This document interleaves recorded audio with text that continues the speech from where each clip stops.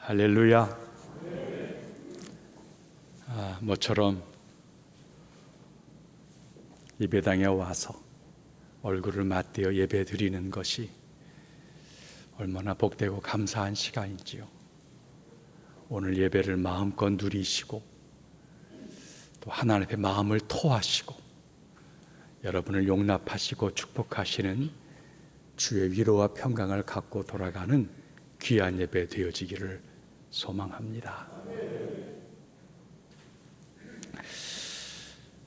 오래전에 미국의 시카고에서 이 두통약 타이레놀, 그때는 이제 약이 정제로 되어져 있지 않고 액체로 되어져 있는 그런 타이레놀을 팔았는데 8명이나 그 타이레놀을 먹고 죽게 되어졌어요. 경찰 조사 결과 타이레놀 그 약병에서 치명적인 이 청산가리 약이 이 청산가리 나오게 되어진 거예요. 두통약인 타이레놀에서 청산가리가 나왔다라는 것이 알려지면서 타이레놀은 시장에서 신뢰를 다 잃어버리고 그때까지만 하더라도 35%의 시장 점유율, 이 두통약의 35%를 점유했는데 일주일 만에 그만 7%로 하락을 하고 말았어요. 나중에 알고 보니까 회사의 잘못이 아니었습니다. 어떤 정신 이상자가 약에다가 몰래 청산가리를 넣고서는 묻지마 범행을 저지른 것이었어요. 회사가 그 이후에 취한 방법은 억울하다고 광고하거나 호소한 것이 아니었습니다. 오히려 타이레놀 독극물 약을 먹고 죽은 그 유가족들을 위로하고 애도의 편지를 보내어드리고 또 혹시 위험할지 모르는 이미 판매되어진 모든 타이레놀을 다 회수하고 다시 만든 제품으로 사람들에게 다 교환해주고 나누어 주기를 시작했습니다. 그리고는 이후에 다시는 그럴 수 없도록 이 액으로 되어져 있는 타이레놀 약을 다 정제로 바꾸게 되었죠. 이런 노력을 기울인 끝에 4년이 지난 후에야 다시 타이레놀은 시장에서 정상적인 위치를 얻게 되어졌고 사람들에게 신뢰받는 기업으로 세워지게 되었다라고 하는 것입니다. 내가 저지른 실수 아니지만 사과하고 나 때문에 벌어진 일 아니지만 그래도 위로하고 잘 견디어낸 이 타이레놀의 이야기는 우리 모두를 둘러보게 하는 거예요. 우리 자신들이 저지른 잘못이 아닙니다. 교회가 저지른 실수도 아니고요. 그래도 우린 성도예요. 교회입니다. 이 어려움의 시기에 우리는 우리 역할을 묵묵히 감당합니다. 더 사랑하고 더 섬기고 더 우리 자신들을 둘러보아서 말씀 앞에 나를 세우려고 하는 훈련을 우린 더 열심히 하는 거예요. 이기는 것은 논쟁을 하고 무시하면서 이길 수 없다는 거예요. 이기는 길은 겸손해지는 것이고 오히려 전보다 더 섬김을 충실히 감당하는 것입니다. 그런 의미에서 오늘 여러 성도님들의 더 큰 사랑의 분발을 하나님은 기대하고 있다는 거예요. 그리스도인입니다. 각 처에서 자신 있게 그리스도인임을 이야기한 뒤에는 그야말로 배가하여 주의 말씀을 잘 따라 섬김으로 어려움의 모든 내용들을 다시 하나님의 은혜와 사랑으로 바꾸어내는데 우리의 모든 마음과 정성을 쏟아내 놓을 수 있기를 축복합니다. 2021년의 갈망입니다. 코로나19로 어려운 이 시기에 하나님 어떻게 이 한 해를 살아내야 할 것입니까? 우리는 이미 2021년 이후의 표를 나의 앞날은 주의 손에 있습니다 고백하면서 출발했어요. 한마디로 제가 아닙니다. 주님 의지하겠습니다. 전적으로 주의 도우심을 바라며 믿음으로 한번 살아보겠습니다. 몸부림치는 결단을 시작한 것입니다. 이 고백을 끝까지 가슴에 품고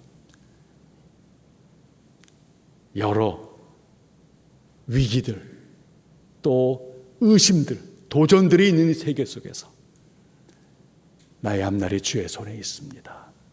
믿음으로 승리를 만드는 우리 모두가 되어지기를 축복합니다. 정말 질문해 보는 거예요. 어떻게 하는 게 잘 사는 것일까? 잘 살아야 되겠다는 거예요. 잘 사는 것에 대한 정의가 그리스도인들에게 분명히 필요한 것 같아요.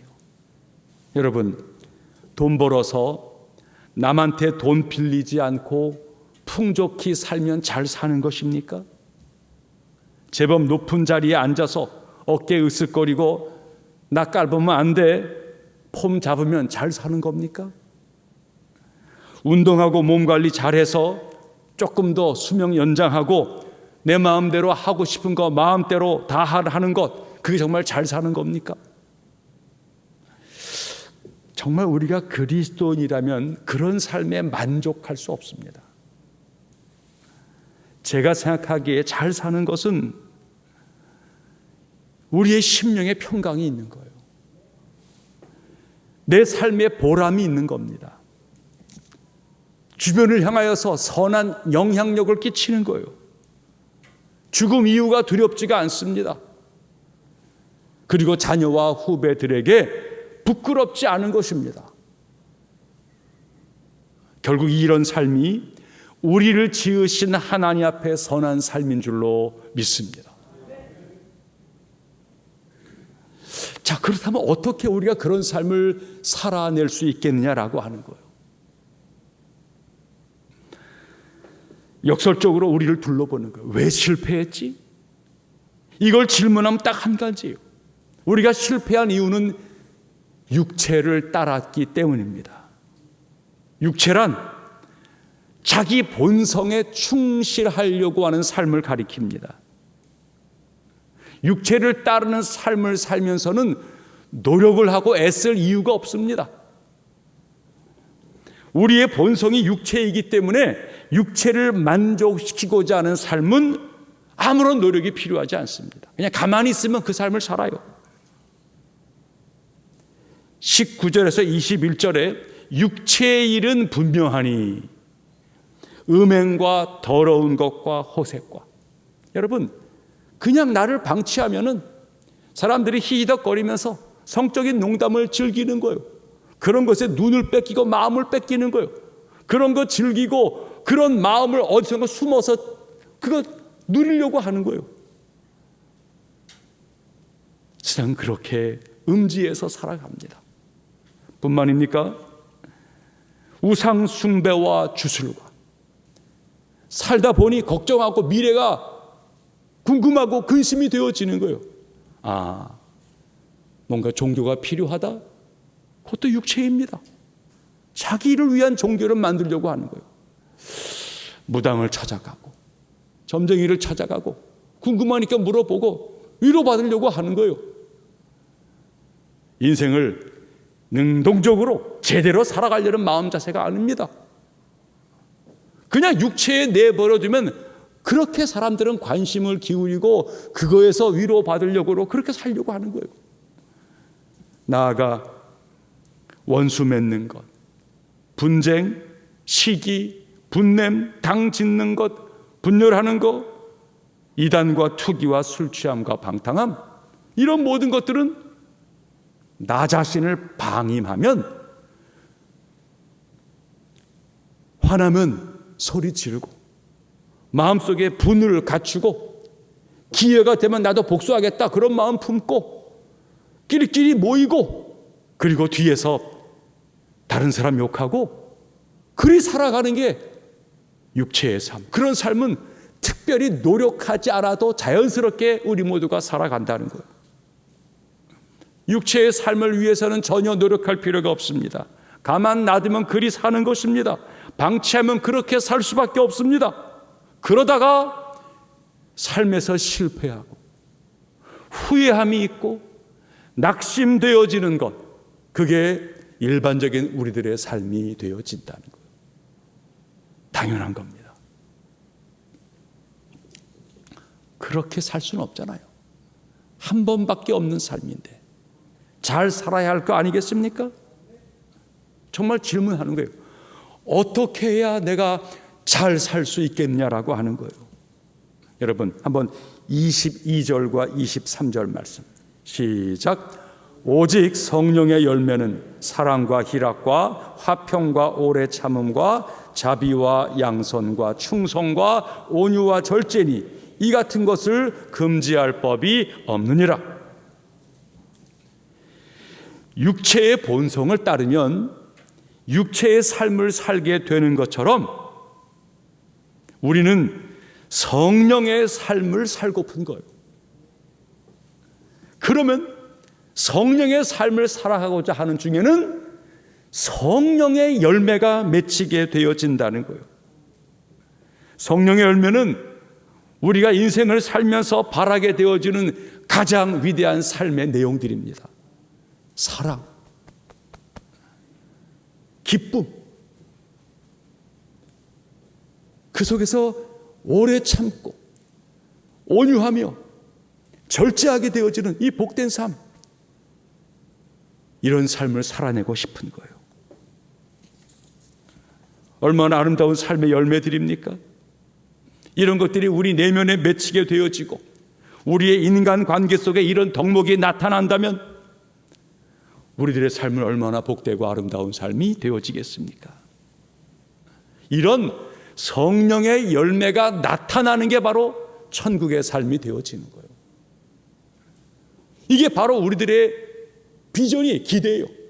이 땅에서 그렇게 한번 살아보고 싶다는 거예요. 그런 세상, 그런 가정을 좀 만들어 보고 싶다는 것입니다. 그럼 진짜 질문이에요. 어떻게 이런 삶을 내가 살아낼 수가 있는 거지? 본문 맨 앞으로 돌아와서 16절. 자, 시작. 내가 이르노니 너희는 성령을 따라 행하라. 그리하면 육체의 욕심을 이루지 아니하리라.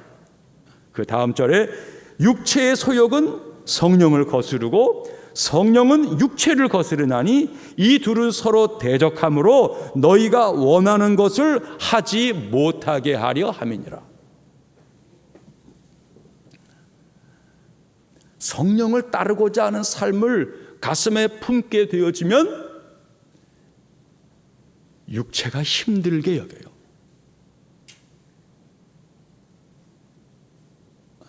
성령의 생각은 육체의 삶을 거스르려고 하는 거예요.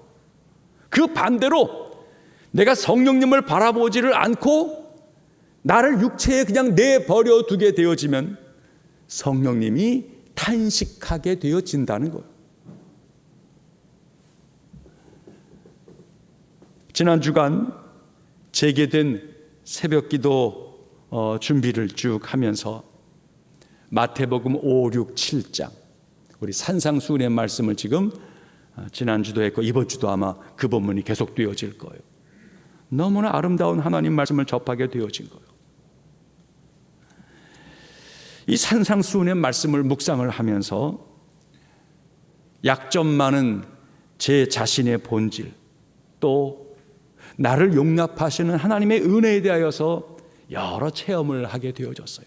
야, 하나님 말씀 묵상한다는 게 이런 재미, 이런 은혜가 있구나. 그런 경험을 저도 많이 해보게 되어졌습니다. 예수님께서 공적 삶을 출발하시면서 야트막한 산 위에서 여러 사람들 앞에 처음 설교를 하시는 장면이에요. 근데 그 설교의 내용이 구약의 율법들, 십계명들 이런 것들을 다시 새롭게 설명해 주시는 그런 본문이 되어집니다. 살인하지 말라, 간음하지 말라, 맹세하지 말아라. 이 모든 내용들이 삶에서 지키는 내용들인데 이 내용들을 우리에게 새롭게 설명을 해주고 계신 것이에요. 당시 율법주의자들은 십계명을 단순히 법으로만 이해를 했습니다. 일단 그 법을 지키려고 저들은 대단히 노력을 기울인 거예요. 지키기 어려운 것들을 지키고 애쓰고 수고하는 저들의 열정은 정말 대단했습니다. 그런데 저들은 잘 지키려고 몸부림을 치는데 둘러보니까 잘 지키지 못하는 사람들이 있어요. 저들은 경건 생활을 힘써서 정말 애를 다하고 있는데 장사하고 돈 벌고 인생 지 맘대로 사는 사람들이 있다는 거예요. 그들을 향하여서 나는 지키니 너는 왜 안 지키니? 아하, 나는 구원 얻은 백성이고 저들은 멸망할 자들이야. 이런 태도를 저들이 취하게 되었다는 것이죠. 마침내 잘 지키지 못하는 사람들 앞에서 교만해지고 가난하고 어려운 이웃들을 냉대하는 저들의 모습, 그리고 자신들도 나중에는 법을 제대로 지키는 것이 어려우니까는 편법적으로 행하고 주님이 저들을 아파하시는 모습을 잃는 거예요. 저들을 답답하게 하고 화를 내시는 거예요. 산상수훈을 유심히 보면서 법을 명하시는 것이 아니라 아파하시는, 우리들의 형편을 그대로 다 알고 헤아르시는 우리 주님의 마음을 느끼게 되어지는 거예요. 아, 산상수훈 속에 우리들을 향하신 주님의 연민이 가득 차 있구나. 여러분 잘 헤아려 보시기를 바라요. 구약의 십계명과 율법들은 우리를 행동 교정하겠다는 것이 아닙니다. 너희들 이거 행해, 이거 행하지 말아라. 너희들을 행동 교정해서 구원해 주겠다. 이게 십계명의 본뜻이 아니라는 거예요. 그 반대예요, 반대. 십계명은 이거 행해라, 행하지 말라, 분명히 그 말씀이 있어요. 그런데 십계명의 서언이 되어지는 말씀은 뭐예요? 얘들아, 너희는 내 백성이야.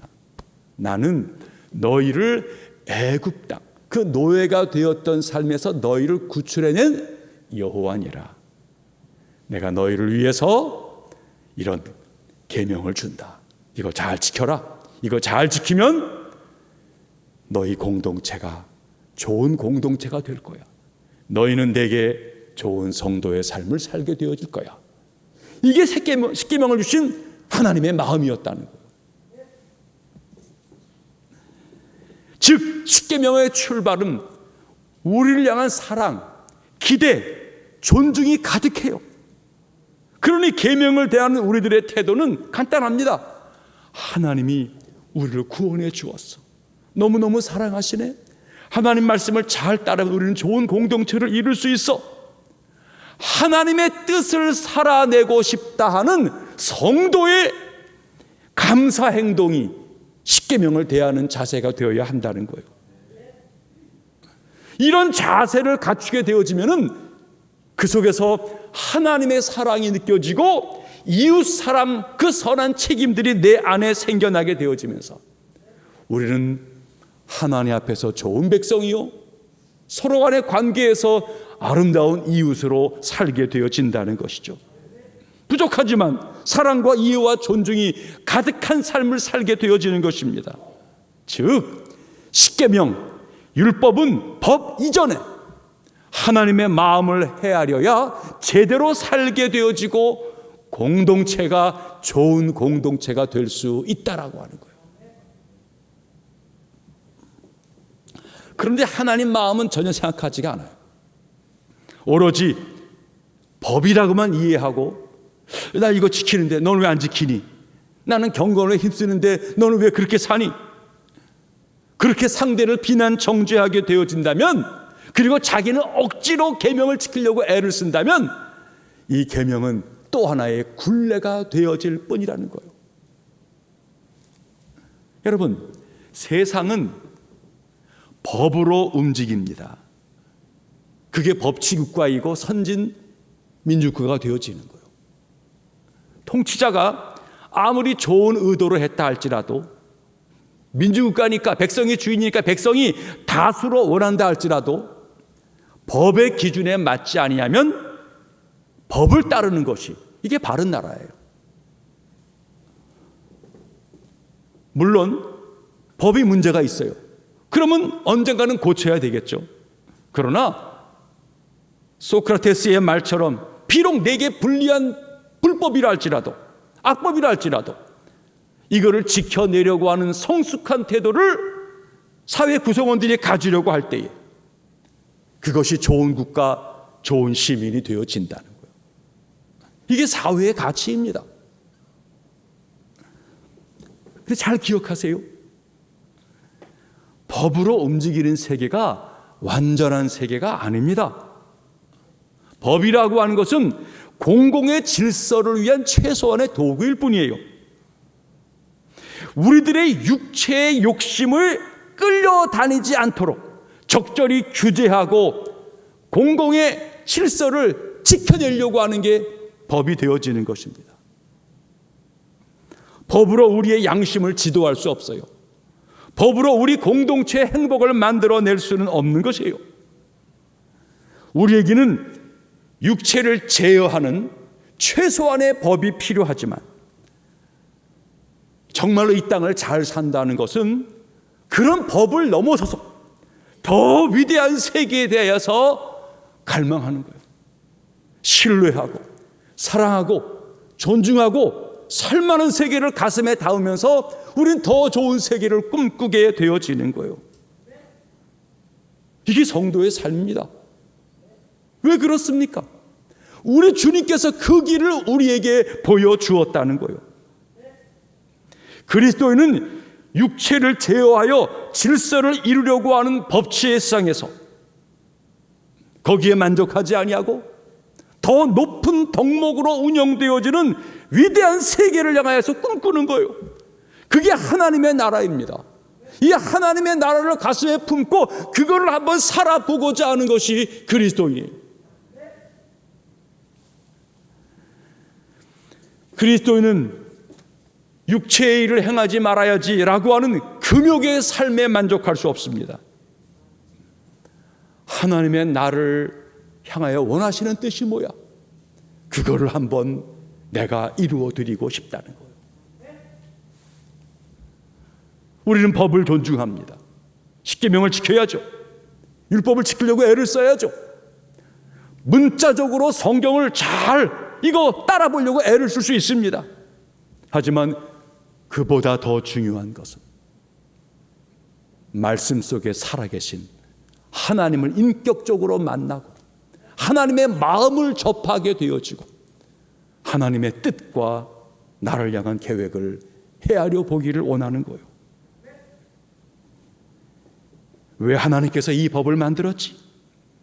이 문제에 대해서 세상의 기준이 되는 그 성경 말씀은 하나님 뜻은 무엇이야? 하나님의 마음을 알고 계명을 접하게 되어지면 그 계명은 복음이 됩니다. 왜냐하면 온전한 법 앞에서 우리들은 불완전하다는 거예요. 그런데 그런 불완전한 우리들을 하나님은 용납하신다는 거예요. 그 사랑이 깨달아지기 때문에 정말로 계명을 하나님의 마음으로 받들려 그러면 그것은 단지 법이 아니라 사랑이 되어지는 거예요. 사랑이 법을 완성하는 거예요. 그 사랑 때문에 그리스도인은 세상의 법적 기준을 넘어서서 더 위대한 삶을 향하여 도전해 나아가는 것, 그리스도인의 이 땅을 살아가는 삶의 내용이에요. 그렇다면 어떻게 이 일이 가능하겠냐는 거예요. 법을 지키는 것도 쉬운 일이 아닌데 더 위대한 세계를 꿈꾸는 삶이 어떻게 우리에게 가능하겠냐는 거예요. 자, 본문 후반에 24절로 26절 석절입니다. 시작. 그리스도 예수의 사람들은 육체와 함께 그 정욕과 탐심을 십자가에 못 박았느니라. 만일 우리가 성령으로 살면 또한 성령으로 행할지니 헛된 영광을 구하여 서로 노엽게 하거나 서로 투기하지 말지니라. 아멘. 어떻게 그 위대한 삶이 가능하냐? 육체로는 안 돼. 이거를 먼저 인정해야 돼요. 육체로는 안 돼. 내 육은 원하지만 이룰 수 없다는 거예요. 마음으로는 원하지만 나는 그거를 감당할 수 없다는 거예요. 이거를 먼저 인정해야 돼요. 성경은 뭐라 그래요? 하나님의 영이 우리 안에 계시다는 거예요. 하나님의 영을 따라야 한다는 거예요. 그리스도 예수의 사람들은 육체와 함께 우리의 정과 욕심을 십자가에 못 박았다는 거예요. 그러니까 우리가 성령으로 살면 성령으로 행해야 된다는 거예요. 육체의 삶이 나를 유혹하고 위협할 때 우리가 취할 행동은 저거 이겨야지. 어이구, 저 유혹이 왔네. 피해야지. 그게 아니라는 거예요. 뭐라고요? 십자가의 주님을 바라보라는 거예요. 헛된 영광을 구하다가 상처 주고 갈등을 벌이고 분열의 위기가 왔을 때에 야, 이거 어떻게 이 문제를 해결하지? 우리는 안 돼요. 뭐라고요? 십자가의 주님을 바라보라는 거예요. 우리는 해결할 수 없어요. 마음이 상했는데요. 내 생각은 다른데요. 나는 화가 잔뜩 나 있는데요. 우리는 행할 수 없어요. 그런 척하고 하는 중에 비틀고 또다시 처음으로 돌아갈 수밖에 없어요. 그런데 십자가 주님을 바라보면 이상한 일이죠. 용기가 생겨나요. 내려놓을 힘이 생겨나요. 거기서 내가 희생해야지. 내가 용납해야지. 그 마음이 생겨나요. 그런 자리에 성령의 열매가 나타나기에 복음의 사람들을 통해서 하나님의 나라가 지금도 넓어져 가고 있는 거예요. 그 알곡에게서 30배, 60배, 100배의 결실이 이루어지고 있기 때문에 지금 하나님의 나라 여전히 확장되어지고 있는 거예요. 여러분 기억하세요. 밭이 아무리 좋다 하더라도 열매가 저절로 맺어지는 것이 아니에요. 밭에 씨가 뿌려져야 되는 거예요. 밭이 본질이 아닙니다. 좋은 밭도 귀하지만 더 중요한 것은 씨가 내 마음밭에 뿌려져야 한다는 게, 복음이 내 안에 있어야 되고 성령께서 내 안에 역사하셔야 한다는 거예요.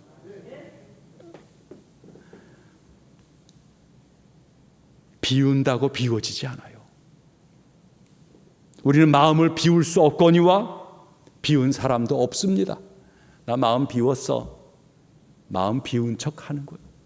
다시 상황과 여건이 찾아오면은 비웠는 줄 알았는데 그때 그게 다시 배가 해서 내 속에서 끌어올라와요. 이 자식 봐라. 지난번에 한번 봐줬더니 이게 배가 하는 분노가 찾아와요. 우린 비운 척하지만 비우지 못했어요. 일생 비우려고 하지만 애를 써도 도저히 비워지지 않는 게 우리 마음이에요. 나이가 드는데 이상한 일이죠. 욕심은 더 많아져요. 비운다는 말은 우리 말이 아니에요. 그건 주님께만 가능한 거예요. 기독신앙은 비우는 게 아니에요. 기독신앙은 채우는 거예요. 채우는 거예요. 성령으로 우리 마음을 충만하게 채워짐으로 말미암아 우리는 그리스도인이 되어지는 거예요. 말씀으로 가득 채울 때 욕심이 도망가는 것이고, 은혜로 우리를 채울 때에 잡다하고 더러운 것들이 우리를 떠나가는 거예요. 사랑함으로써 증오를 잇는 거예요. 미워하지 않겠다, 잊어버리겠다, 아무리 애를 써보십시오. 꿈속에서 기억이 되는데요. 잊어버리겠다, 아무리 애를 써보십시오. 잊어버려지지 않아요. 오래전에 잊은 줄 알았는데 보는 순간 기억이 확 나는 거예요. 어려워요? 비우는 게 아니라 채우는 거예요. 우리의 빈 그릇을 하나님께 올려드리면서 기름 부으심을 구하는 거예요. 성령의 충만을 구하는 거예요. 사랑해 버려야 합니다. 사랑으로 채워야 미움이 극복이 되어지는 거예요. 여러분, 성령의 열매는 무슨 행동이 아닙니다. 사랑해야지, 내가 절제해야지, 내가 온유해야지. 오해하지 마세요. 성령의 열매는 그런 게 아닙니다. 성령의 열매는 행동 이전에 우리 속에 생명이에요. 생명. 열매가 가지 끝에 맺힙니다. 가지가 내가 성령의 열매를 맺어야지, 사랑해야지, 뭐 해야지 그렇게 맺어지는 거예요? 아니에요. 가지는 아무것도 아니에요. 줄기에 붙어 있을 뿐이에요. 십자가 바라보고 성령이 나를 다스리기를 기도하며 조용히 구하는 거예요. 내 안에 말씀이 채워지고 성령이 역사하시고 은혜가 채워지면 열매는 자연스럽게 맺히는 거예요. 그래서 성령의 열매는 생명에 관한 것이지 행동과 노력에 관한 것이 아니라는 거예요. 이거를 정확하게 구분해야 우리가 그리스도인 삶을 살아내게 되어지는 거예요.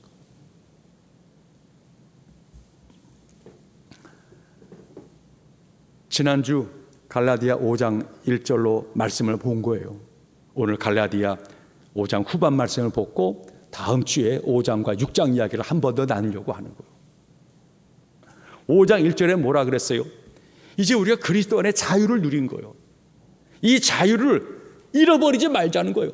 이 자유를 잘 누리자는 거예요. 근데 이 자유를 어떻게 잘 누리겠는가? 육체를 따르게 되어지면 거꾸로 자유를 잃어버린다는 거예요. 오히려 사랑으로 서로 종노릇 하자는 거예요. 이게 지난주 말씀이었어요. 오늘도 같은 이야기예요.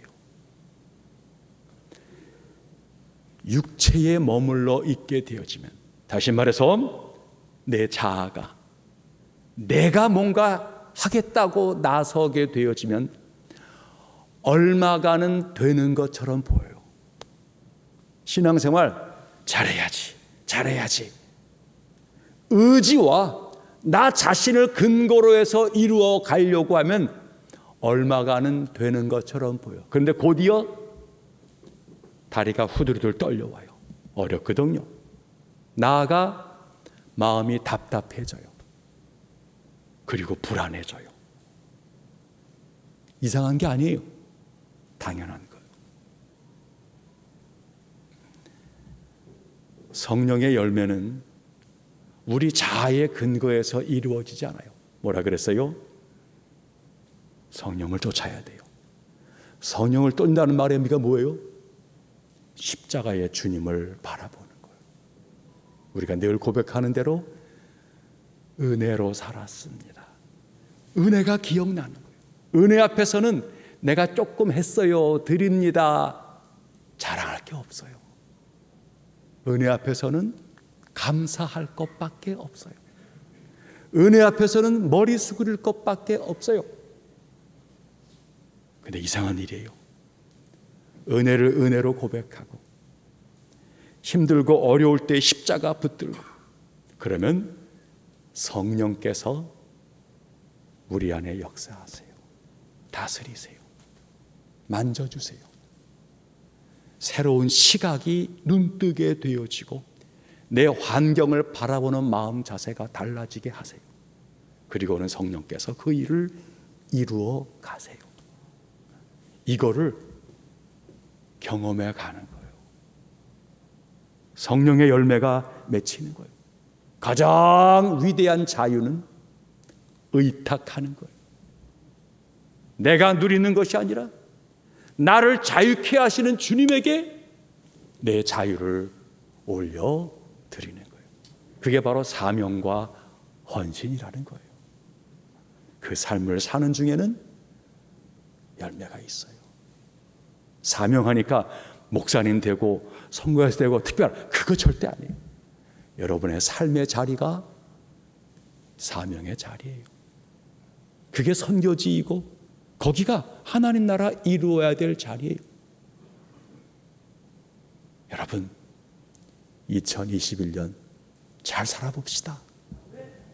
내 자아를 근거하는 것이 아니라 내 안에 거하시는 주의 영을 따르십시오. 십자가 주님 붙드십시오. 성령의 열매가 여러분의 가정과 일터와 삶에 열려짐으로 천국을 이루어가는 우리 여정 되어지기를 축복합니다.